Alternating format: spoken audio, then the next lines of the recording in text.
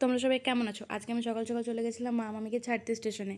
Station থেকে আসার পর আমি অনেক প্রায় 2 ঘন্টা ঘুমানোর পর আমি গেছিলাম একটু ব্যাংকে। আমার কিছু কাজ ছিল স্কুলের। তারপর সেখান থেকে আসার পর আমি গেছিলাম হচ্ছে এখানে খেতে।